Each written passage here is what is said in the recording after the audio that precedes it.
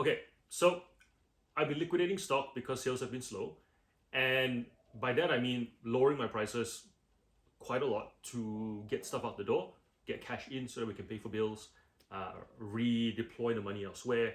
We've got a holiday coming up, and also planning on, I want to do Retail Global in Queensland, which is the end of March.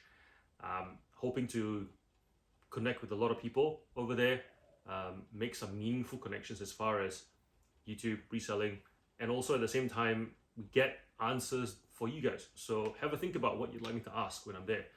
Uh, but the point of this video is not that; it's about liquidation. And when I mentioned that to Jenny and she saw me selling a lot more stuff, she said, I feel a bit weird the fact that we're reducing prices that much."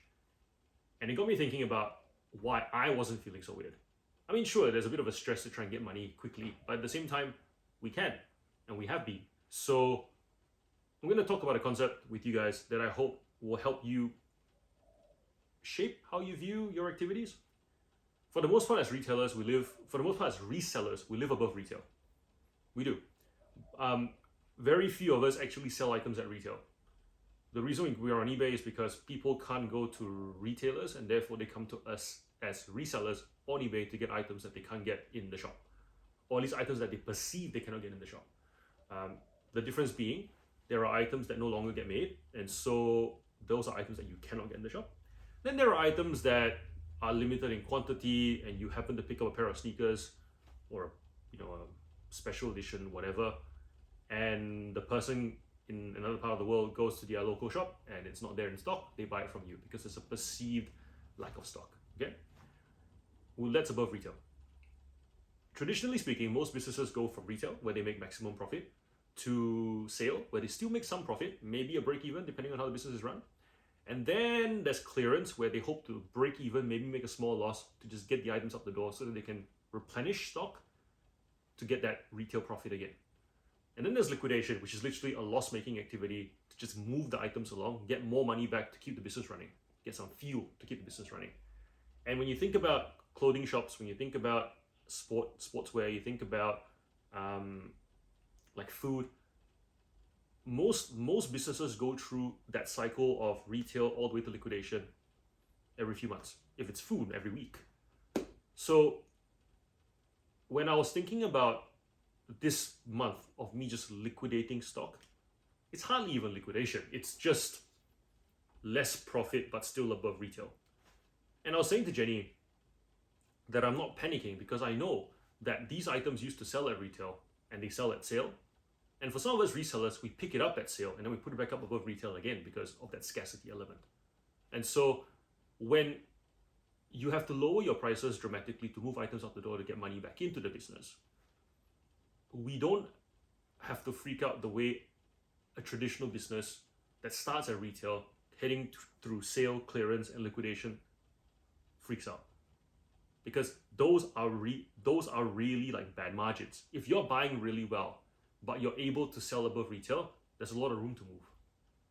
And for the most part, I said to her, when we are still above, if we, let's say we are a lot above retail and then we drop to a little bit of above retail and items are moving out daily, that tells me that the market itself is healthy. It's just that people aren't paying the fat anymore, and that's okay. I think that you panic when buyers no longer want to pay retail. Everything is either sale or clearance, and that's it. That's a bit more concerning. But if buyers are willing to pay above retail just to get the item, that's pretty good. Then the onus then falls on me to buy at cost, that wholesale price, so that I can still make that healthy margin.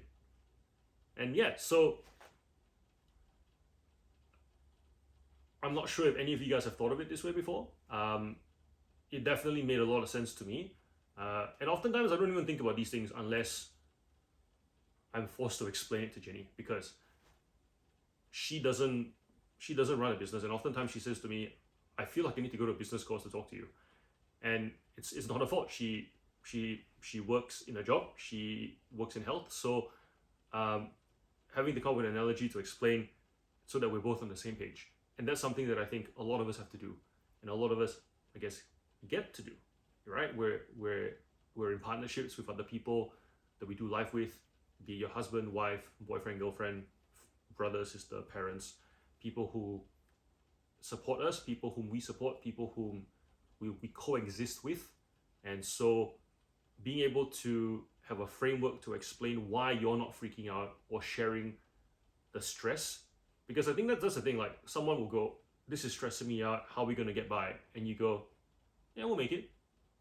And they need to understand why you have given yourself permission to not freak out when they are freaking out.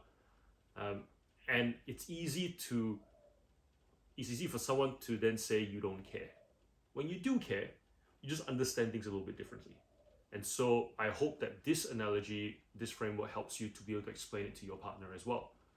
That we're still living above retail. We can still go to sale.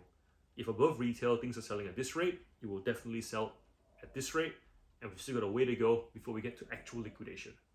I'm not really liquidating, it just looks like I am. That's why I'm not freaking out. So yeah, hope this helps. And I'll see you in the next video. Take care, happy reselling. Bye.